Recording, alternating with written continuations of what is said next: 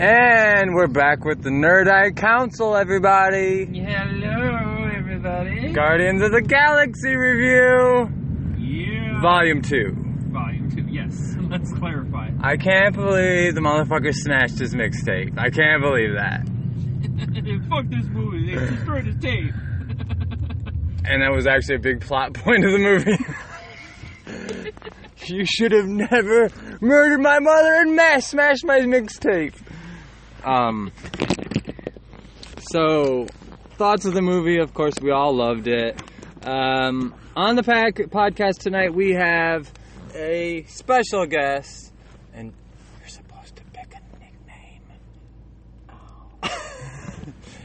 That's fine. We just do it on the fly. That's what we did. Little Miss Mindy is with us tonight. Yes, my lovely wife decided to skip work and come join us tonight. Nate Dogg's master is in the car. And she went with us to go see Guardians. It's always cool to have a female perspective, a nerdy female perspective. So that was fun to meet Mindy tonight and go see Guardians with her. And all of us loved the movie. We're going to break it down a little bit. Spoiler. I guess we should have said that before we dropped a couple of big bombs. But spoilers, because we ain't holding anything back. Thoughts, Nate? I like the movie. But Nate with all the hype around the end credit scenes, they were very disappointing to me. Yeah, a little bit. They were just... It just felt like, besides one end credit scene with Sylvester Stallone, everything else just kind of seemed added in there just because. Yeah. Like, hey, nothing set up really anything. Almost like they let the crew just like, hey, I got an idea. You know, many of the end credit scenes they were funny, cute, didn't mean much though, like Nate was saying.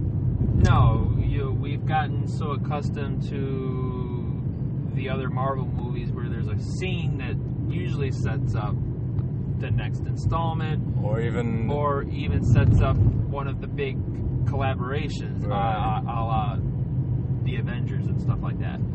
This really didn't have it. Besides the first credit scene with Sylvester Stallone, kind of looking like setting up the next phase of the Guardians. Yeah, it's a little confusing trying to follow. I guess I feel like, in a good way, I shouldn't be complaining about this at all, but Guardians is almost reminiscent of like when I was younger and watching Star Wars for the first time, the original trilogy, and not really knowing where they were going with it. Because they are making a third one, we know that, they've already announced it. Yeah. But that end credit scene was bizarre, and it's anyone's guess where they're going with this trilogy or beyond. Unless they are going to be not significant, but going to be a decent part of the third one. That's the only thing that I can think of. Oh, I have to think that Sylvester Stallone's going to be like a big part in the third one, because if you guys out there in podcasting land heard Sylvester Stallone is in this, he is very briefly. And it's kind of misleading because seems like he's an important character in the universe, and you see him halfway through the movie, and he has a very prominent connection to Yondu, and they allude to it, and then nothing, and then you don't see him until the end credit scene. So they introduce him in the beginning. He disappears for the rest of the movie until the end, where he shows up. He says... What code did he break? Did we ever figure that out? It was the dealing in children, child slaves, and they didn't do that.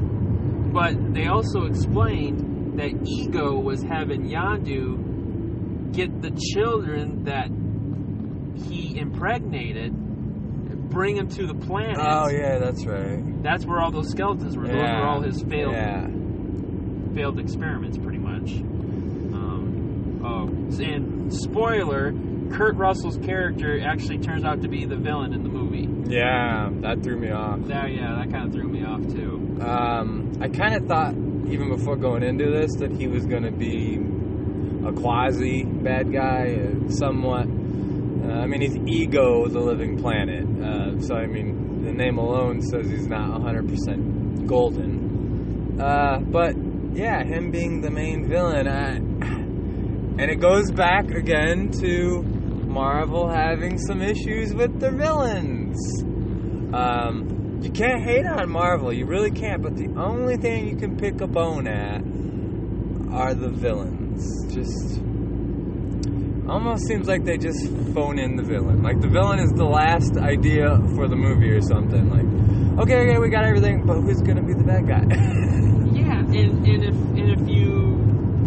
if we go back a few years, if we remember correctly, Ego was a bargaining chip between, I want to say, Warner Brothers and Fox, because Ego was part of the trade deal to get, so the Deadpool could get Negasonic Teenage Warhead, and in exchange, Marvel got the rights to Ego. That just blows my mind even more. And so they get Ego, they turn him into a throwaway villain. And they blow their load in the first movie he's in. Now I know they've got Thanos coming up. I didn't know that. Sorry, go ahead. Oh, and Sam Jackson kinda hinted that the Red Skull is coming back. Well, I have to think he is. So you've got your two main villains here, and obviously we still have Loki. Loki's still out there, and all that stuff. But you can't keep throwing characters away. Yeah.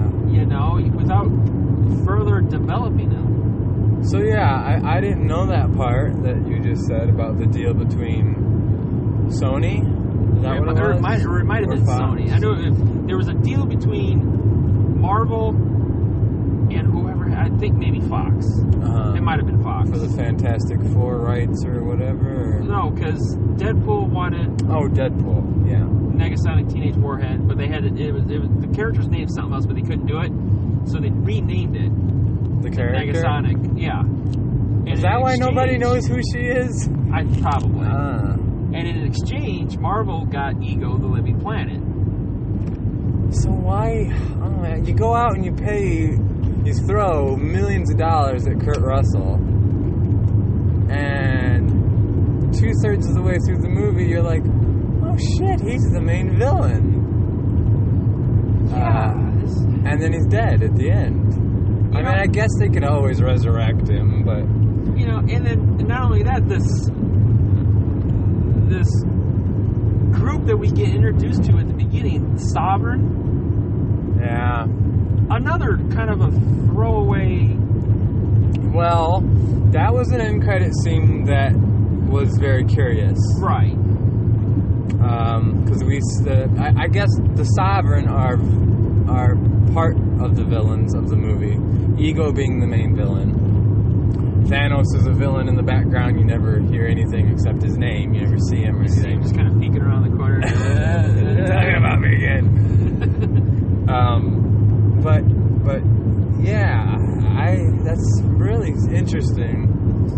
And it's a great movie. We're just getting a little critique out of the way. Interesting that they would spend all that money making the deal with the other studios, spend all that money to get him to come Kurt Russell to come onto the part, and then he turns coat and he's a bad guy, and then he's dead at the end of the movie.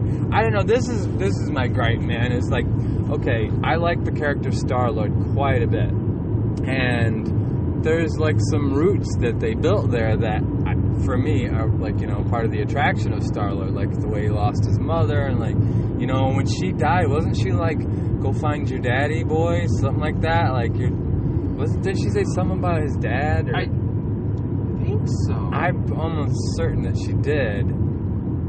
And so in the first movie, you know, it wasn't really brought up too much. He did mention his dad. So, I mean, it's like this hole in his life, right? He's got no mom. He knows his dad's out there somewhere, and he's never known his dad his whole life. They hinted at that today with with Hasselhoff. That was kind of a funny part of the movie. He's talking about, like, I never had a dad, but David Hasselhoff was on Knight Rider, and he was really cool, so I used to pretend. I just pretended when everybody else was talking about their dads that my dad was Michael Knight from Knight Rider. There was a lot of 80s throwbacks in that movie. If you're a lot of Easter. If you're around our ages, then you'll love the music. Yeah, absolutely. If nothing, you'll love the music. Again, the soundtrack just kicked ass. And we got to bring up the Zune thing because I snorted when I left. Zune. Of all the technology. Spoilers. He loses his fucking Sony Walkman. Yeah, Kurt Russell crushes it in his hands, along with the mixtape. Right. We find out that Kurt Russell didn't love Star-Lord's mother. It was just all for taking over the universe, in the name of science or whatever, that he was going around from planet to planet and spreading DNA. Planting his seed. Right, they say that.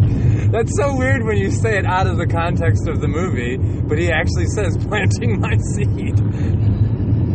Yep. And Drax asks him if he has a penis. Another thing about this movie, it is full of just, laughs. Very funny. You will be laughing throughout this whole movie. Very funny and entertaining altogether. I mean, it's beautiful looking. That's one thing about these movies. I think they're gorgeous looking in a lot of ways on the Star Wars level. But the comedy is just fucking hilarious. Drax, again, like I said earlier, before we started podcasting, before we turned this on, it was pretty much a packed house tonight at the theater, and from ages of 4 years old on up to 44 or 54, which is kind of a cool thing about these movies. But all the women in the theater, every time Baby Groot was on the screen, what'd they do, Mindy? Aww. But for me, honestly, and I know everybody knows who's listening to this podcast, I'm a fan of Dave Bautista and the Drax character. Dude, he knocked it out of the park again. Yes. Knocked it out of the park. Definitely. Just fucking hilarious. From Colin, Mantis hideous. You're hideous.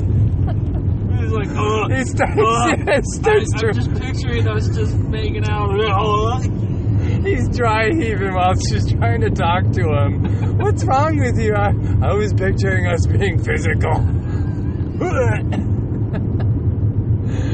Oh, just fucking hilarious. The monster at the beginning, I thought that was a very cool scene. The opening. Right, I liked how they did that. Where that was great. Where it starts off with Baby Groot plugging in this makeshift speaker system, so the music starts playing while the beginning credits are going. And this raging battle is going on behind Groot, and Groot's just dancing. And the camera is just following Groot. Yep, it's just focused on Groot the whole time. Yeah, that's clever, real clever. That's another thing, and I was thinking this during the movie. This movie, they deserve props. This franchise deserves props for the unconventional part of it. The shit that they do that you're like, nobody else is doing that. I mean, from some of the dialogue, like Drax asking him if he has Ego the Planet has a penis, and he's like, dude, that's my dad. And then he comes back, what? My parents talked to me about their procreation. It was beautiful. That's sick, man. from that to like some of the just aesthetics of the movie and the crazy things that they do, like the opening intros, the music. I mean, the music is a very big part of the movie. You could almost say, in a way, the music is like another character in the movie. Yeah. I'd have to say that too. Yeah, I mean, they can't. I thought it was kind of cool how they like pretty much made it known like they like to fight with music in the background. Like it started with Star-Lord. That was one thing that I noticed too. It got Peter Quill got Rocket Raccoon hooked on it. So now every time they go into battle, he has to have music. Right. He created a jam box. And he's like trying to dump the blame off on stuff. He's the one that likes music so much. But it was like 3 times in the movie that there was a big battle scene about to happen or began to happen, and they're like, we need music. Yeah. But just, there's some clever shit that I think Gunn, what is his name, the director? James Gunn. I think a lot of that comes from James Gunn. I think that he's just wacky and off the wall, and I think Disney, Marvel, in a great way has given him a lot of liberty. And quite frankly, that's probably why he said, fuck it, I'll do a third one. You know what I mean? Yeah, I think so. Because I think it's still fun for him. I think Disney's kind of said, yeah, that's cool, sure, it's not what we're going to do with the other Marvel movies, but you guys can do that. Did you guys notice at the beginning of the movie, and when they start a Disney movie, they always show the castle? Oh, my head was turned real quick. I didn't see it. What was it? It was all decorated for Guardians of the Galaxy. Was it? Really cool. Yeah. I missed that part. Did you see it, Nate? I don't know why I don't remember that part. Like the logo, the Disney logo? Right. Yeah, Okay. the little shooting star that goes... Yeah, and like... or something. Every movie that's a Disney movie, they do something small with it too. Yeah, that goes with the movie. You're right. Pirates is different usually. Yeah, theirs has like a ship and different things with it, and they did something with Guardians this time, which was kind of cool. Thank God they're not doing that shit to Star Wars yet. That's just my opinion. Star Wars is different. You just don't touch Star Wars. They won't even show the Disney logo at all in the Star Wars movies. Not yet, like I said. You just jinxed it, I know, fuck yes. Now it's going to be episode 8's going to come on. All of a sudden, there's the Disney logo. You're like, no! And we will recall this podcast if it happens. Fuck, Nate was right! But yeah, great movie. Very entertaining. Go see it. It's one of those rare movies. There really wasn't too much cussing or anything, was there? No, I don't think not at all. There was some, but not. I think there was a little, but I mean, damn or something. But it's one of those rare movies that you can take everybody to. Yeah. And like we were talking about earlier, there's an end credit scene, and there's like 5 other totally new Guardians. One is a mask that we believe is called Mainframe. Yes. And we believe it's Miley Cyrus's voice. And yeah, and I really think it is, because if you hear, you were waiting to hear Miley. You could hear it.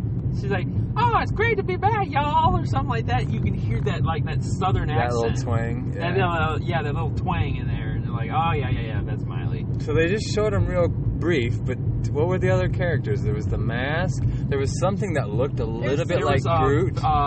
Ving Rhames. Yeah, Ving Rhames. That's right. That giant man. I have no clue. I don't know either, but I instantly thought Groot. That diamond person. Yeah, their face like. Oh yeah, the raptor. What do they call those people? He was in the. It looked like he was made out of like pure diamond. But he was in the scene with Sylvester Stallone. Yeah. Right. Yeah, and I thought he was a raptor or whatever they call those. And then there's like some fish-looking, aquatic-looking creature or whatever that I guess doesn't say anything, just goes. uses Thumbs up. light That's Aquaman. emojis. It's Aquaman. Aquaman's making the crossover. He's like, I'm big now. I'm in both universes. And then there was a, it looked like an Oriental lady. Oh yeah, that's right. Yeah. Had kind of stringy black hair. I think it would have been better if Stallone had said each of their names. Yeah. Like, Mainframe, and then Mainframe would have said, whatever. Right. Ving Rhames, whatever whatever. It's definitely a what the fuck moment. Right. Like, they just throw these guys together. And Stallone says something like, let's go kick some ass or something. Let's go steal something. Or Oh, Let's yeah. go steal something. And isn't that what the Raptors say all the time? Or that's what somebody else says that? I think, Rocket? Is that a Rocket? I think Rocket says that too. But Stallone and Yondu were part of the Ravengers. Ravengers. Thank you. I kept saying Raptors. And they kind of left it in the air, like, okay, are they like going to steal stuff as Ravengers, or are they going to steal stuff as in the New Guardians? Right. Or Guardians 2, or Guardians B? I don't know. It's kind of confusing, which in time it'll be revealed to us. But I have to say that was I was bummed to see Yondu go. Yeah. I like that character. I really do. Yeah. And especially like it felt like he was gonna be part of he's gonna be in the next movie, and then bam, they kill him. Right about the point that I was like, oh, he's definitely good. He's a Guardian now. He's gonna be in the next movie, and then he dies. Yeah, he sacrifices himself to save Star-Lord. After he basically admits to him that I was your daddy. That guy might have been your dad, or might have been your father, but he wasn't your daddy. Yeah, that was a great line. Yeah. Great line. Yeah, see, he's charming and a cool part of that universe. So there's another one where I'm kind of scratching my head, like, why would you get rid of him? Like, it's actors. Maybe that guy's like, hey, I want to do another one. Maybe it's not Disney or Marvel at all, but I don't know. I guess if you had to sacrifice a character, if that's the way they were going, it just doesn't seem like that was the guy you should have took. But I don't know. I like that character, so I was a little bummed about that. Yeah, that especially him and that weapon of his. Yeah. The whistling arrow. That was a great end scene, though. Oh, that was such a bad ending. with the arrow.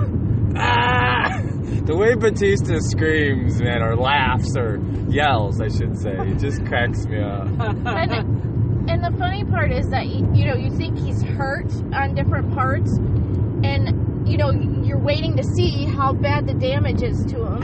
Yes. And you get there, and he's laughing. Right, his becomes laughter. That was awesome. Yeah, what does he say when at the beginning? I freaking killed that monster all by myself. I single-handedly become monster. After Gamora slices him in half. Yeah, that was cool.